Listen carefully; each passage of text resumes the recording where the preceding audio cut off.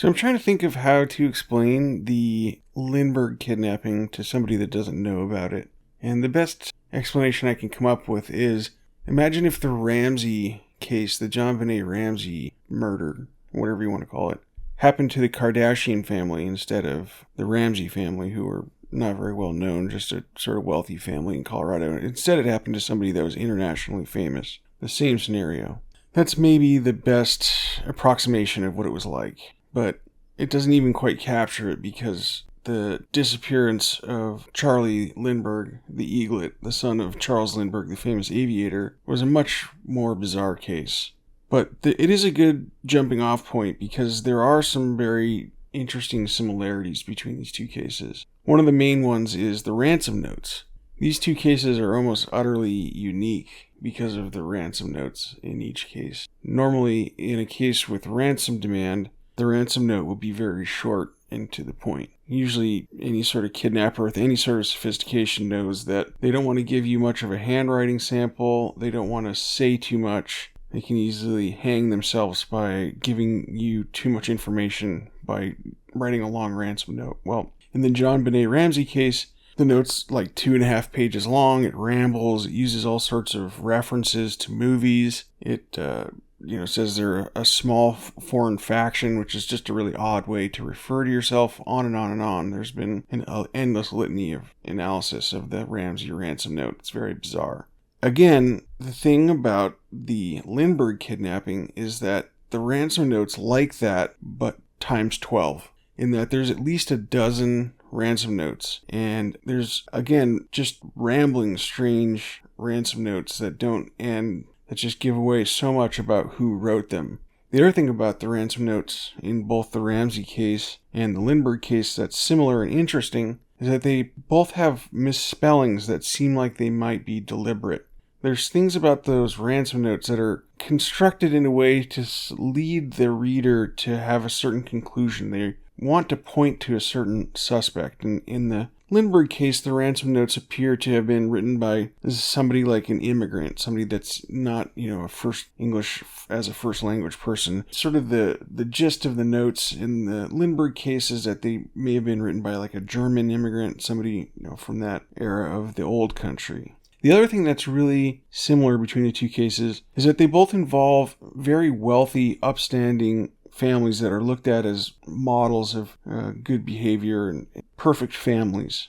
In the case of the Ramsey case, you have this wealthy family whose the husband's an executive in Access Graphics, a company that's owned by military contractors, and they have this facade, this beautiful house, the decorations, all that sort of stuff. And again, times 10, in the Lindbergh case, you have that same phenomenon where you have this incredibly famous aviator in Charles Lindbergh Sr., his wife Anne Morrow, who is the daughter of a senator and ambassador. Very powerful family, and it's really difficult to convey in words exactly how famous Charles Lindbergh was back in the 1930s. The media that existed back then is completely different than the media now. Everything wasn't quite so dispersed. You didn't have all these different pockets of interest. There's just a few mainstream radio, and wasn't even TV back then.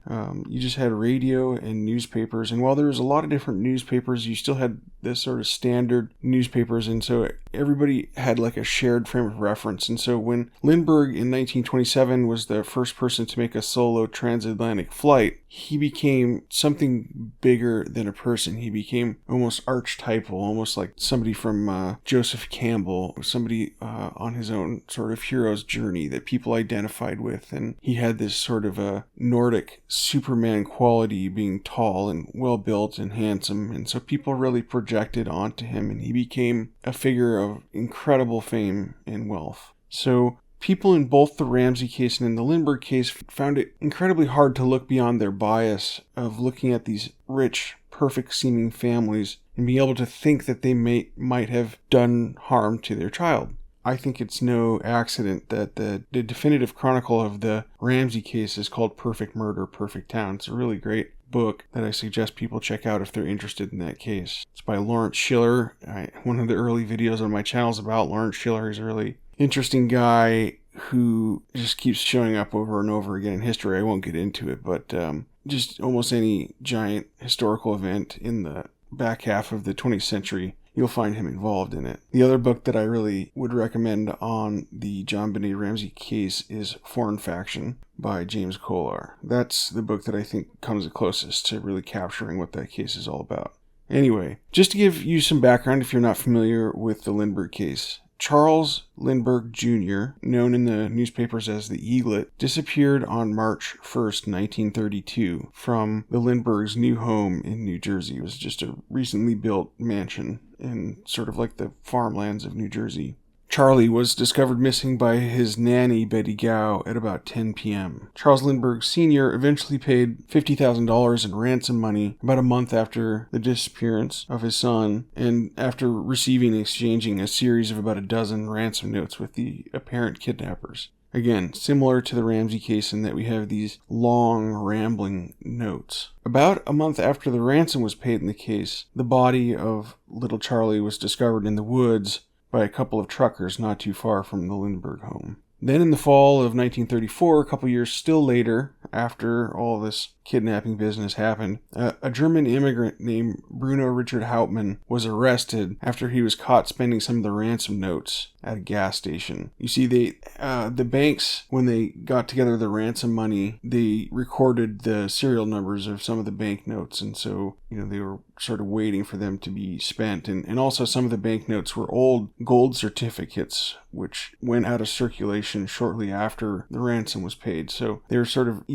readily identifiable banknotes, and so people were on the lookout for them. And some of the notes with the serial numbers that were captured were spent by Bruno Richard Hauptmann, and that was how he got linked to the case and how he got charged with the kidnapping. Hauptmann was a German immigrant carpenter, and Hauptmann was tried in a trial that was, again, just a complete spectacle. It was like a media event, and eventually Hauptmann was electrocuted in April of 1936 after he exhausted all of his appeals. I'm just giving you the bare bones of the case so everybody's on the same page. The reason why I became fascinated with this case is I read a book recently called The Lindbergh Kidnapping, Suspect Number 1, The Man Who Got Away by Lisa Pearlman, and I cannot recommend this book highly enough. It is one of the best books I've ever read, and I went so far as to donate a copy to my local library just because I think people should read this book. It is so good, and it succeeded in convincing me that the official story of the Lindbergh kidnapping is not correct. I no longer think that Bruno Richard Hauptmann kidnapped little Charlie, and I also think that the book is really interesting in that it gives you like a guide to being able to solve mysteries.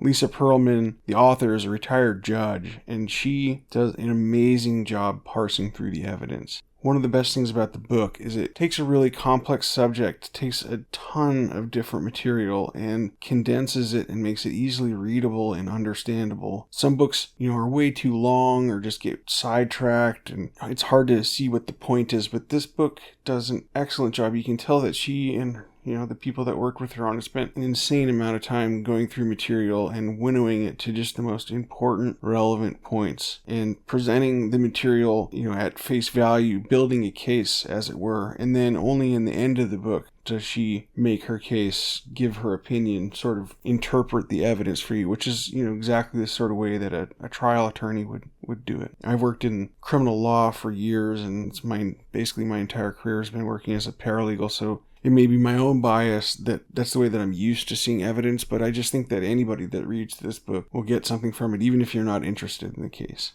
One of the things that really convinced me that the murderer of little Charlie couldn't have been Bruno Richard Hauptmann was that Pearlman documented the timeline of the way these ransom notes were communicated between the supposed kidnapper and Lindbergh and his attorney, Henry Breckenridge. Now, the first ransom note was discovered on the windowsill after the kidnapping that first night by Charles Lindbergh. That's a whole story unto itself, because Lindbergh was the only person to see the ransom note on the windowsill. And there's a really good chance that it would have blown away if it had actually been sitting there for any length of time, and both the nanny, Betty Gow, and Lindbergh's wife, Anne Morrow, didn't see the ransom note. So that's a whole story. There's a weird circumstantial case there that Lindbergh was the one that actually put the ransom note there, but that's not something that you can take to the bank. that's a circumstantial thing. But there was that note, a second note that got sort of waylaid in being delivered, and then there was a third note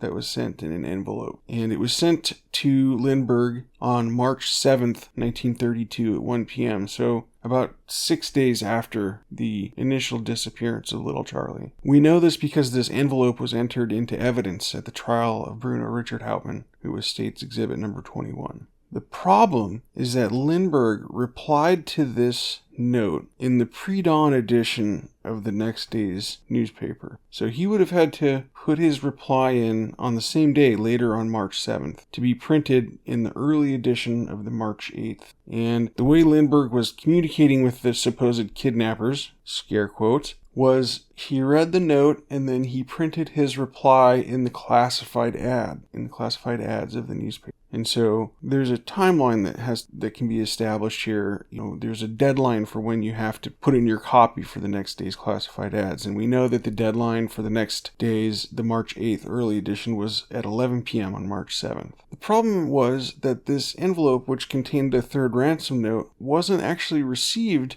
by Colonel Lindbergh's lawyer, Breckenridge, at his office until the next day, on March 8th in the afternoon. So hopefully you can follow me here. But what I'm saying, and what Perlman says in her book, is that they replied to this note the day before they actually received it, because they had to reply by 11 p.m. on March 7th, but they didn't get the note until the next afternoon on March 8th. So it's this kind of amazing detective work and sort of the entire mosaic of the case where Perlman weaves together all these different lines of evidence that convince me entirely that this case isn't what it appears. And beyond just being a book about a 90-year-old true crime story, this book tells me so much more than that, because it's also about the way that the media works, the way that we shape narratives, the way that a lot of different people can be wrong about something that we are so certain that we're right about, the way that biases affect us, the way that history is written. It's often said that newspapers or journalists write the first draft of history. Well, sometimes that first draft is fatally flawed and you have to rip it up and start over. So to me, that's sort of the hidden depths of this book, is it's not just about true crime, it's about how you solve mysteries and understanding the way that history works.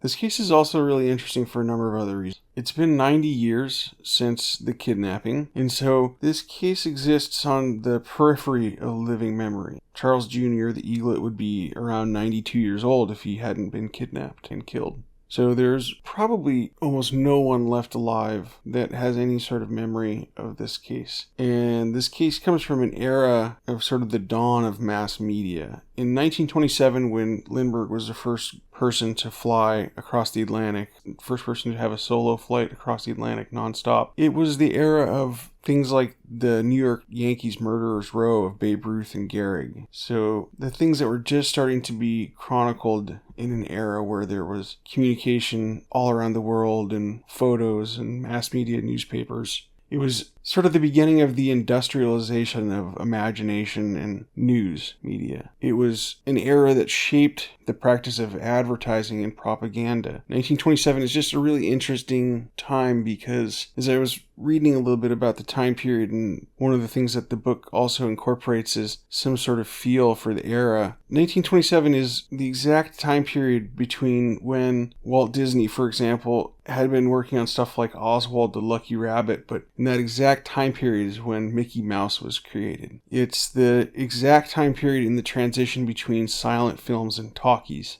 There was a silent film called Wings that came out in the beginning of 1928, which was the highest grossing film of that year. And it was a melodrama which had an aviation theme of dogfighting World War I pilots in a love triangle. And if you go watch clips of it on YouTube, it's from a totally different era. It's from the vaudeville era, where you have these very expressive actors that look very bizarre to modern eyes. But that same year, 1927, 1928, was the year that The Jazz Singer came out, which was well known as one of the first talkies that sort of perfected that form. And it changed motion pictures forever. That was the exact era where movies really were created and became one of the dominant cultural forces. The other thing that may help to orient people and to understand this case, and that's discussed a little bit in the book, is the O.J. Simpson trial. In the beginning of the book, Lisa Pearlman quotes Professor Gerald Ullman, who was a member of the O.J. Simpson Dream Team Defense Council in the 1995 double murder trial. And Pearlman quotes Ullman talking about how something was shared by all of the cases that are referred to as trials of the century. And certainly the Lindbergh case was referred to as a trial of the century, and the O.J. case was as well. They sort of bookend each other. They're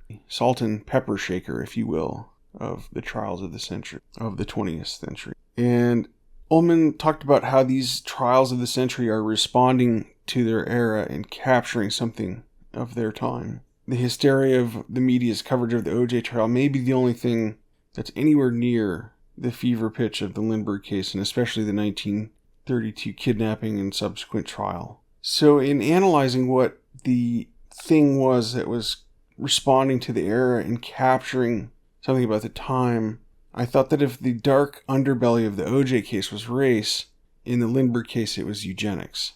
The more I thought about this and marinated on it for a few days, that I understood that these are really the same thing if you think about it, race and eugenics. If people know anything about Charles Lindbergh today, one of the most well-known things is that he had ties to the Nazis. You can watch footage of him meeting with Hitler and being awarded a medal, and he had well-known ties to the Nazis. What's much less known today is that Lindbergh was an ardent eugenicist, and he in fact had a connection to a doctor named Alexei Carrel, who was a very famous Nobel Prize winning vascular surgeon back during this era. He was a very pioneering doctor who was one of the first people to perfect operating on blood vessels and arteries. This is detailed in the book, and it becomes very important to understand this case. Lindbergh and Carrel were working together on what are called perfusion pumps, which are basically little glass vessels that were needed for organ transplants. So you could put like a blood vessel or an artery on what was called a cannula and keep it alive while you were working on a patient. Lindbergh and Carrel were also working on doing vivisections, and in their books that they subsequently published in the 30s, they make reference to even working on human subjects. So these guys were doing some pretty dark stuff that sort of fell into the veil of history, into the memory hole. But once you get into Suspect Number 1, Pearlman's book, and start reading about this and start thinking about the implications, the book takes on a very strange Lovian flavor, a sort of lurking evil. You start to put things together on your own. To that end, Pearlman also talks about Buck versus Bell, which was a Supreme Court decision from 1927 that upheld a law that allowed sterilization of undesirables. So there's a couple little things that Pearlman talks about in this book to give you some background and some context to the era. There's an obvious connection with the eugenics movement and this Supreme Court decision. It's one of the most controversial and flawed Supreme Court decisions, and it was also deeply interwoven into the exact moment of Lindbergh's fame. Buck versus Bell was decided on May 2nd, 1927, and Lindbergh completed his famous flight only weeks later on May 21st, so the same month. Also, there's a really odd connection in that the institution that was involved in the Buck v. Bell case that was doing sterilizations on what were known as feeble-minded people was called the State Colony of Epileptics and Feeble-Minded in Virginia. And Lindbergh lived in Hopewell next to another home for epileptics, where Lindbergh and Dr. Carrel may have obtained specimens for their ugly, unholy experiments that was also known as a home for epileptics. So epileptics was sort of like a code word or a euphemism for people who were mentally challenged, and they just were sort of seen as undesirables or disposable people who ended up getting used for experiments and sterilized, and it was a very dark time. So in Pearlman's book, she makes the case that Bruno Richard Hauptmann didn't kidnap little Charlie, but that in fact Charles Lindbergh himself organized the disappearance of his child. That's why I've been referring to it during this video as a disappearance.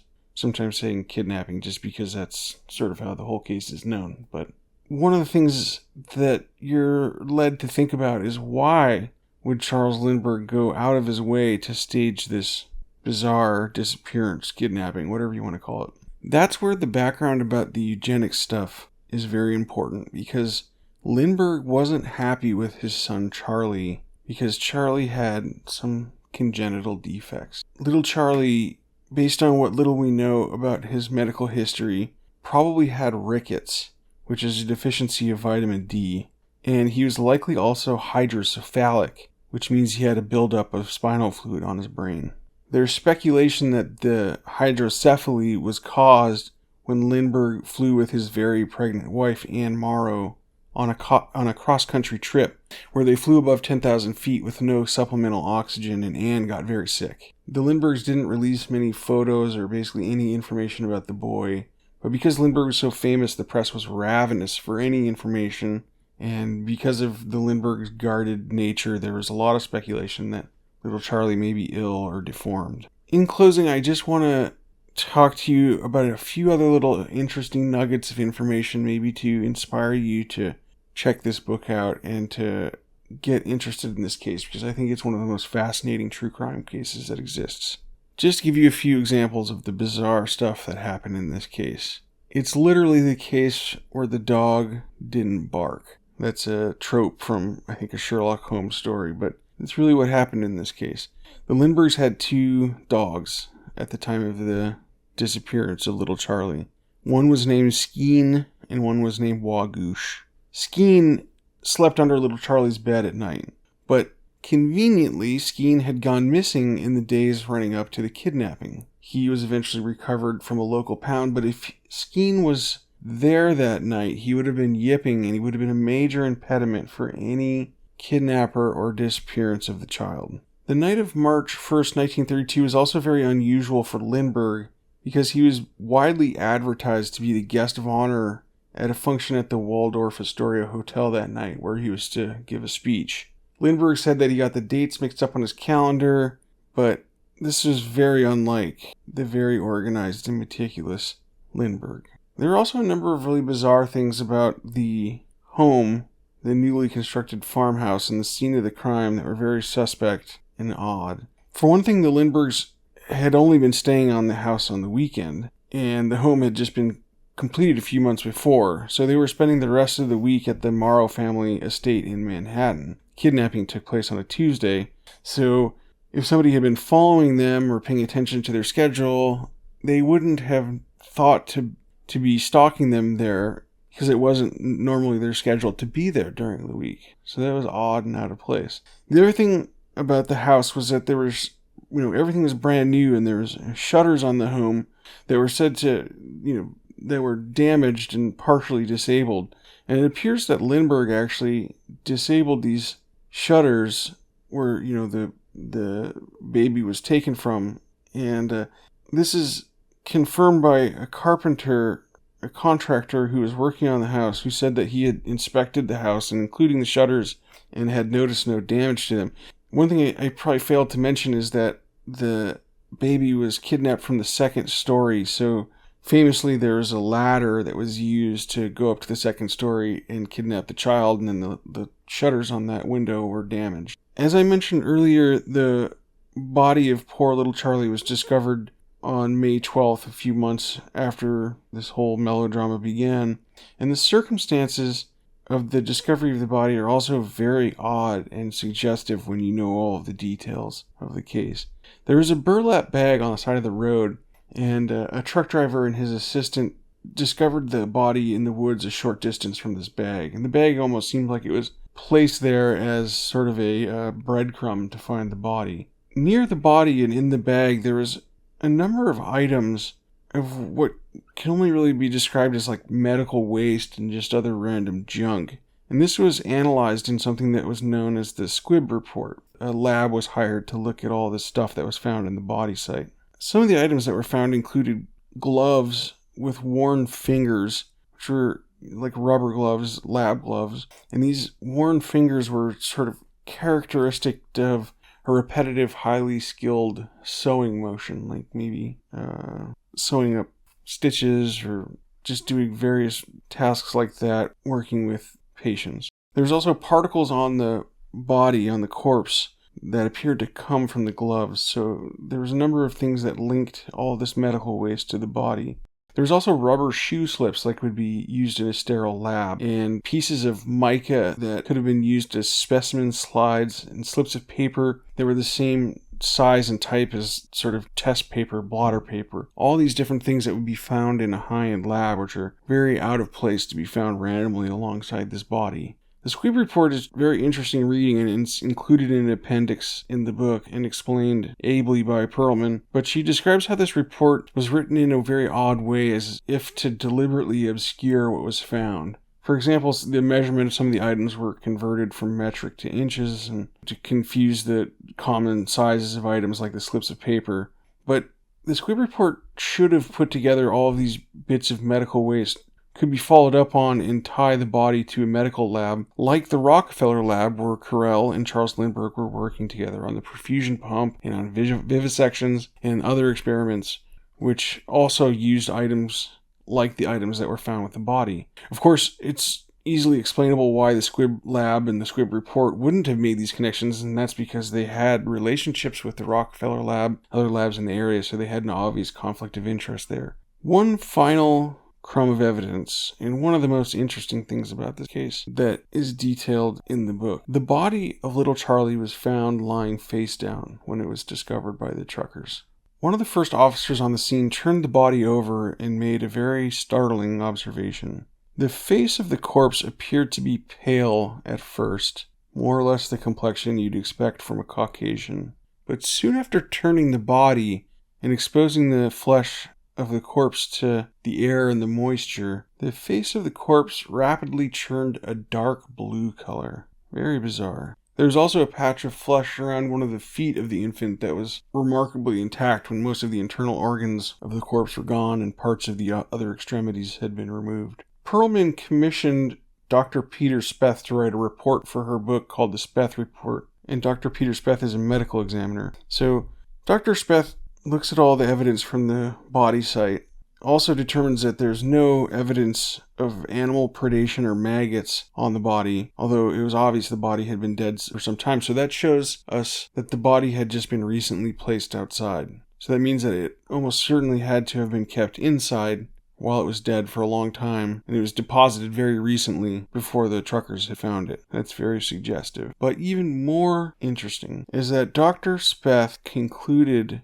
that there must have been some sort of chemical intervention to the skin of the body for it to turn dark blue very rapidly after being exposed to the elements. One of the things you have to consider is, what does the profile of this victimology, to borrow a term, suggest? Does this suggest a single German immigrant carpenter as a kidnapper, an unsophisticated kidnapper? Or does this suggest that the child was kidnapped and taken to a lab that could do this sort of chemical intervention and keep the body in situ for months before depositing it with medical waste at the body site? Make your own conclusions, but I think it's pretty obvious which scenario this is consistent with. One of the things you're left asking about this is, how did Lindbergh get away with this? That's one of the things that I've been thinking about ever since I read this book. I mean, it's also obvious in retrospect. I don't really have a great answer to that. I think the media was obviously enthralled to him. When you read the book, you read a lot of details about how Lindbergh was allowed to take over the investigation. A lot of details about the various comings and goings of police officers and private investigators. He was wildly, incredibly powerful, Lindbergh. So there are some very good explanations, and there were a lot of people that were suspicious at the time, including, by the way, his mother-in-law, his wife, lots of different people around Lindbergh didn't buy it, other reporters. But it's like some things these days, it has, like I said, a lot of commonalities with more recent cases where sometimes the narrative gets going and it's very difficult to question it. People self-censor. You don't want to be looked at as some sort of crazy conspiracy theorist. And so sometimes it does take almost 100 years for people to be able to actually reappraise a case like this, because nobody is still around from it to have personal animosities and grudges. Nobody left to have a personal connection to the case. This book is so good, you should definitely read it. It manages to lay out the pertinent facts of Lindbergh's biography, describe to you in brief, muscular narrative who this guy was, what the official version of the kidnapping is, but then surgically examine the evidence in the kidnapping case, and with the power of deduction and logic, it recontextualizes everything to correct the historical record.